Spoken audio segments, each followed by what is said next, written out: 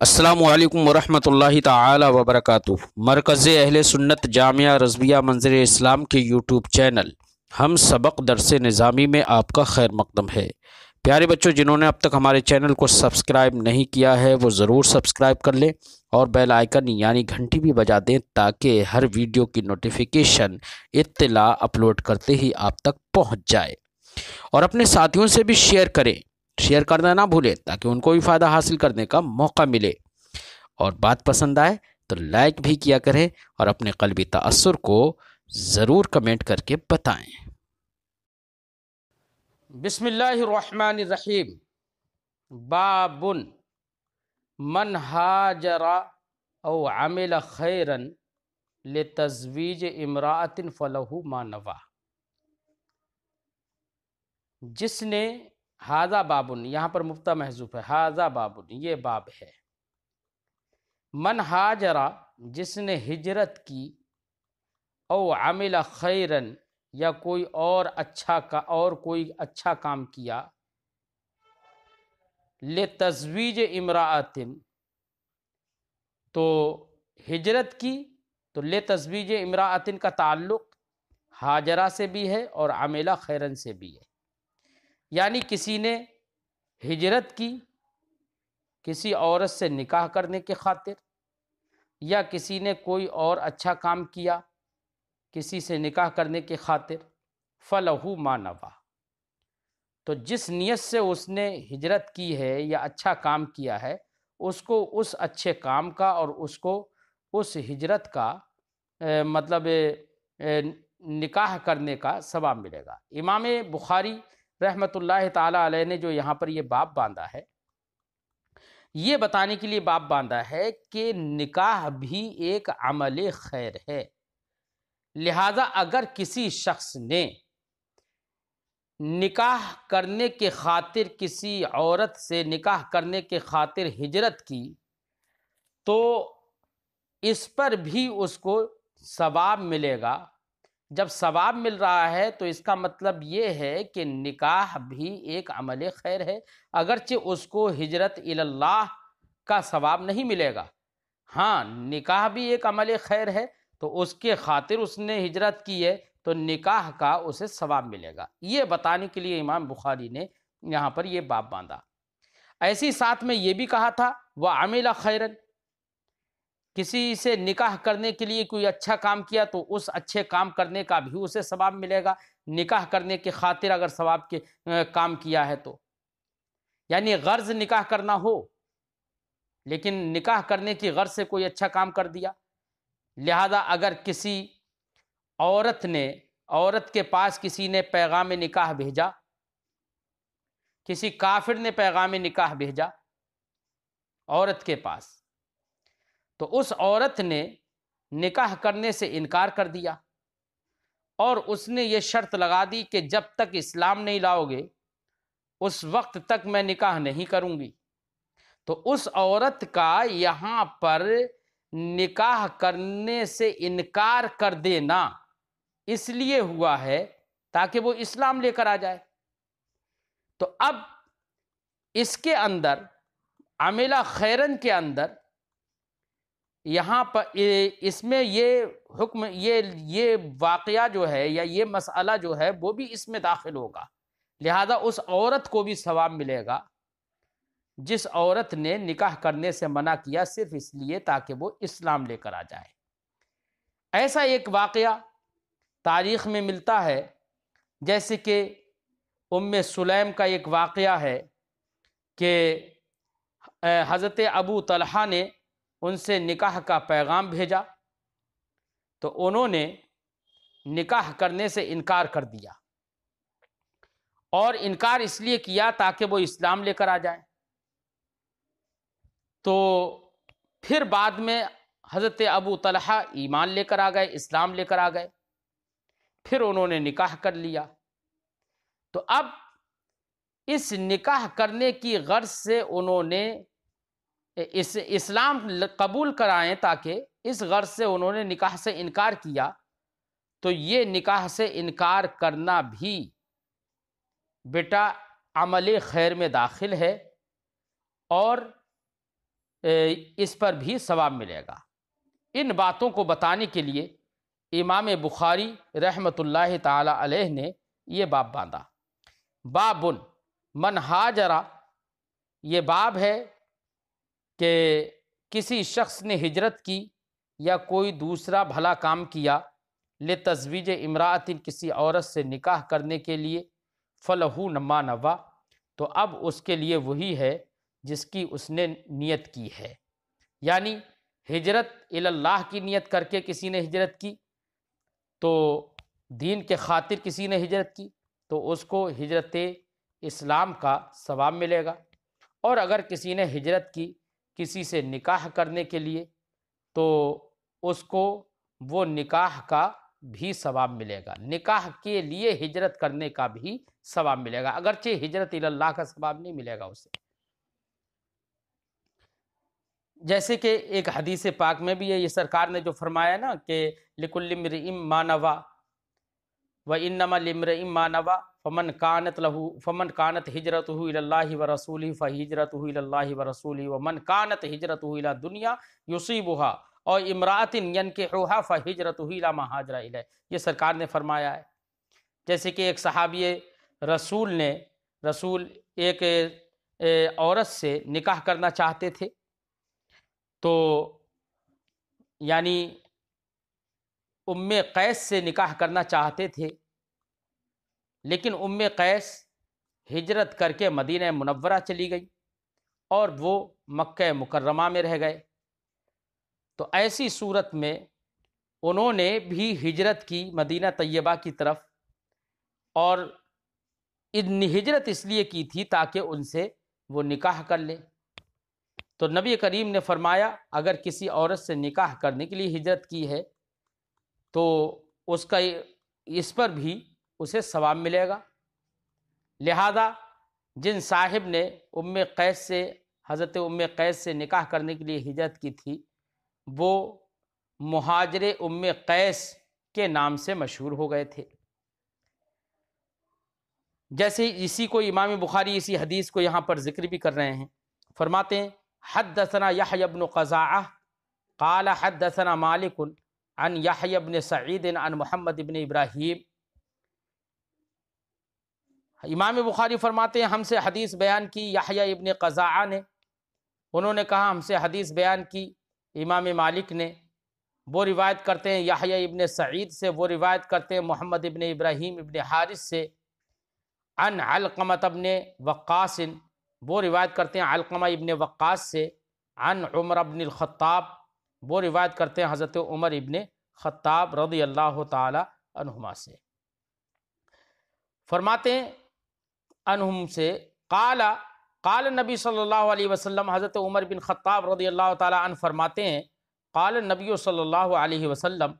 نبی کریم صلی اللہ علیہ وسلم نے ارشاد فرمایا العمل بالنیہ، عمل نیت پر ہے، یعنی عمل کا مدار نیت پر ہے۔ امام شافعی علیہ رحمت و رضوان نے اس حدیث کے ظاہری الفاظ کو لیا اور انہوں نے کہا جب تک کہ نیت نہیں ہوگی اس وقت تک کہ عمل ہی نہیں ہوگا، اسی لیے انہوں نے وضو وغیرہ میں بھی، وضو ایک عمل ہے، اس میں بھی انہوں نے نیت کو لازم اور فرض قرار دے دیا۔ انہوں نے کہا کہ اگر نیت نہیں کی کسی نے وضو کی تو پھر وضو ہی نہیں ہوگا۔ حدیث پاک کے ظاہری الفاظ سے انہوں نے استدلال کر لیا،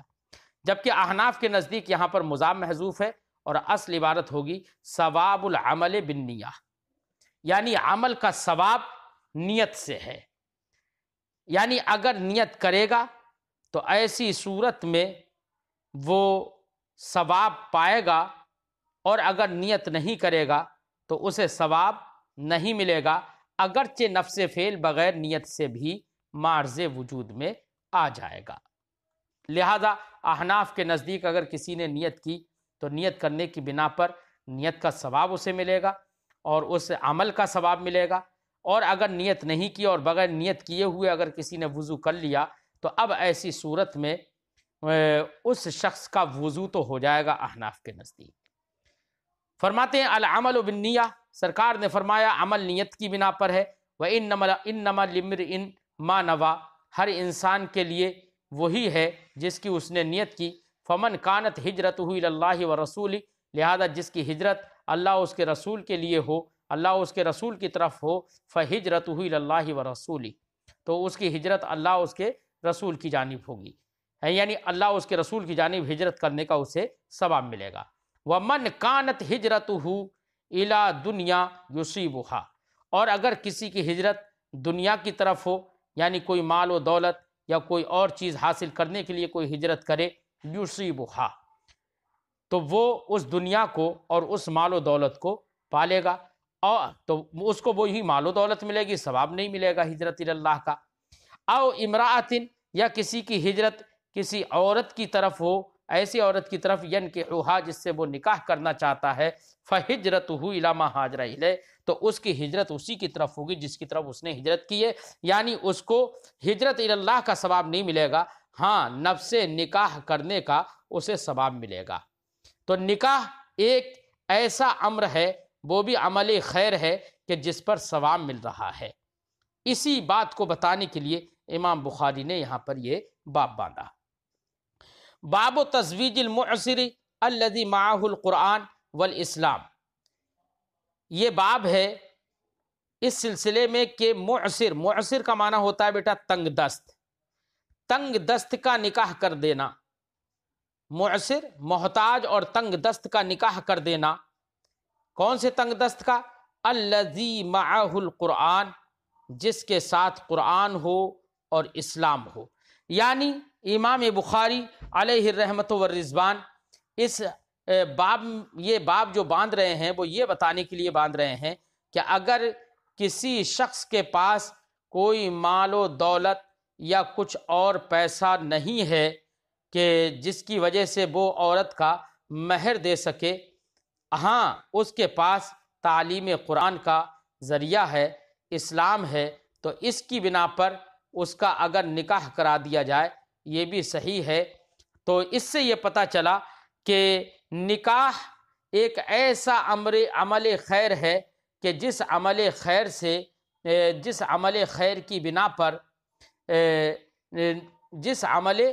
کی بنا پر ثواب ملے گا، لہذا نکاح سے ثواب ملے گا۔ تو اب اس باب میں امام بخاری جو حدیث ذکر کریں گے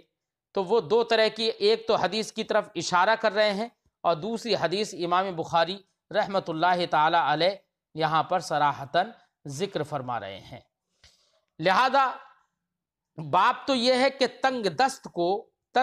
دست کا نکاح کر دینا، کہ اس کے پاس کوئی پیسہ دولت نہ ہو، قرآن اور اسلام ہو صرف، ہے نا۔ اب اس بات پر استدلال کرنے کے لیے دو طرح کی حدیثیں ذکر کی ہیں، ایک کی طرف محض اشارہ کیا ہے اور فرمایا ہے فیہ سہل عن النبی صلی اللہ علیہ وسلم، اس باب میں حضرت سہل کی بھی حدیث ہے، اصل عبارت ہے فیہ حدیث و سہل عن النبی صلی اللہ علیہ وسلم، اس باب میں حضرت سہل کی حدیث ہے جو نبی کریم صلی اللہ علیہ وسلم سے مروی ہے۔ اب سوال یہ ہے کہ امام بخاری نے اس سے پہلے بھی اس حدیث کا ذکر نہیں کیا ہے جس کی طرف ذہن پہنچ جائے، تو امام بخاری نے حضرت سہل کی حدیث کو یہاں پر ذکر کیوں نہیں کیا، یعنی سہل ابن سعد کی حدیث کو یہاں پر ذکر کیوں نہیں کیا؟ تو اس کے بارے میں ہمارے محدثین نے یہ فرمایا ہے کہ ممکن ہے کہ حضرت امام بخاری کے شیخ نے اس باب میں اس حدیث کی روایت حضرت امام بخاری سے نہیں کی ہو اور ان کو وہ حدیث بیان نہ کی ہو، اس لیے امام بخاری نے احتیاطاً یہاں پر اس حدیث کو ذکر نہیں کیا، محض اس کی طرف اشارہ کر دیا اور کہا کہ اس باب میں حضرت سہل ابن سعد کی بھی حدیث ہے۔ اور ایک حدیث آگے حضرت عبداللہ ابن مسعود کی حدیث آگے امام بخاری نے ذکر کر دی ہے۔ اب دو طرح کی حدیث، ایک حدیث کی طرف اشارہ کر دیا، ایک حدیث صراحتاً ذکر کر دی، لیکن دونوں حدیثوں میں کیا فرق ہے؟ تو پہلے تو ہم سہل ابن سعد کی حدیث کا مفہوم بتا دیں۔ سہل ابن سعد رضی اللہ تعالی عنہ کا نکاح ایک عورت سے ہوا جن صاحبہ نے اپنے آپ کو ان کے لیے ہبہ کر دیا تھا۔ تو نبی کریم صلی اللہ علیہ وسلم سے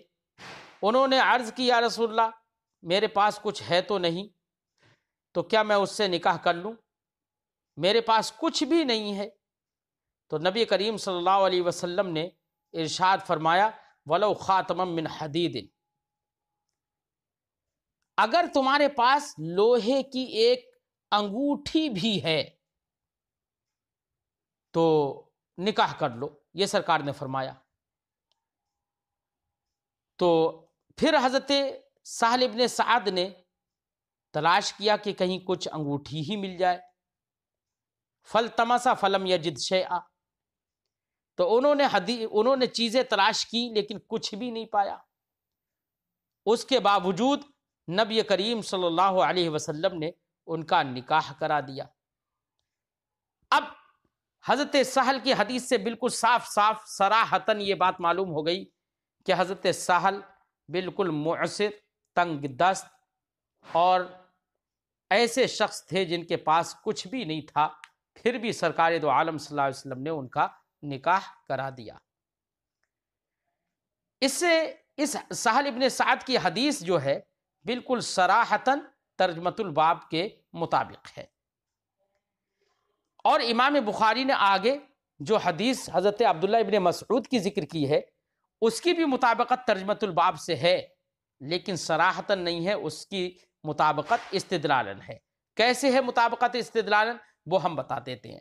اب حدیث پڑھتے ہیں ان کی پہلے۔ حدثنا محمد ابن المثنى، ہم سے حدیث بیان کی محمد ابن مثنى نے، قال انہوں نے کہا حدثنا یحییٰ، ہم سے حدیث بیان کی یحییٰ نے، قال انہوں نے کہا حدثنا اسماعیل، ہم سے حدیث بیان کی اسماعیل نے یعنی اسماعیل ابن ابی خالد نے، قال انہوں نے کہا حدثنی قیس، مجھ سے حدیث بیان کی قیس ابن ابی حازم نے، وہ روایت کرتے ہیں عن ابن مسعود، حضرت عبداللہ ابن مسعود سے، قال انہوں نے فرمایا کننا نغزو مع النبی صلی اللہ علیہ وسلم، ہم نبی کریم صلی اللہ علیہ وسلم کے ساتھ غزوات میں جاتے تھے۔ غزہ یغزو کا معنی ہوتا ہے جنگ کرنا، جنگ میں جانا۔ ہم نبی کریم صلی اللہ علیہ وسلم کے ساتھ جنگ میں تھے، جنگ میں جاتے تھے، لیس لنا نساء، اور ہماری بیویاں نہیں ہوتی تھیں، ہماری بیویاں ہی نہیں تھیں، لیس لنا نساء، ہماری بیویاں ہی نہیں تھیں، نکاح ہی نہیں ہوئے تھے۔ فقلنا یا رسول اللہ، تو ہم نے عرض کی یا رسول اللہ الا نستخشی، کیا یا رسول اللہ ہم خصی نہ ہو جائیں؟ خصی نہ ہونے کا مطلب، خصی یہ مطلب پوچھا تھا سرکار سے کہ ہمارے پاس بیویاں نہیں ہیں۔ اب یہ حدیث پاک میں دیکھو یہاں پر کہیں نہیں ہے کہ انہوں نے یہ کہا ہو ہمارے پاس، انہوں نے تو یہ کہا کہ ہمارے پاس بیویاں نہیں تھیں، یعنی ہمارے نکاح نہیں ہوئے تھے، یہ کہا تھا۔ اس حدیث پاک میں صراحتاً یہ نہیں ہے کہ انہوں نے کہا ہو کہ ہم تنگ دست تھے، ہمارے پاس کوئی مال و دولت نہیں ہے جس سے ہم نکاح کریں، ہم مہر ادا کریں، یہ نہیں کہا صراحتاً، دیکھو یہاں پر کچھ نہیں ہے۔ لیکن یہاں پر استدلالاً سمجھنا ہوگا کہ اس حدیث پاک سے ہمارے محدثین نے استدلال اس طور سے کیا، انہوں نے کہا کہ ہمارے پاس نکاح عورتیں نہیں تھیں، بیویاں نہیں تھیں، یعنی ہم اس لائق نہیں تھے کہ ہم اپنے کسی عورت سے نکاح کریں، اس کو مہر دیں، ہمارے پاس کچھ نہیں تھا کہ جس کی وجہ سے ہم نے نکاح نہیں کیا۔ تو اب استدلالاً اس حدیث سے یہ سمجھ میں آیا کہ یہ عبداللہ ابن مسعود رضی اللہ تعالی عنہ اپنے آپ کی تنگ دستی کو بیان کر رہے ہیں، لہذا اس معنی کر اب اس حدیث پاک کو باب سے مطابقت ہو جائے گی، اور باب یہی تھا تزویج المعسر، ٹھیک ہے۔ اب اس سے سمجھ میں آ گیا۔ اب دیکھیے نبی کریم صلی اللہ علیہ وسلم سے چونکہ کچھ تھا نہیں جس سے نکاح کرتے اور مہر وغیرہ ادا کرتے،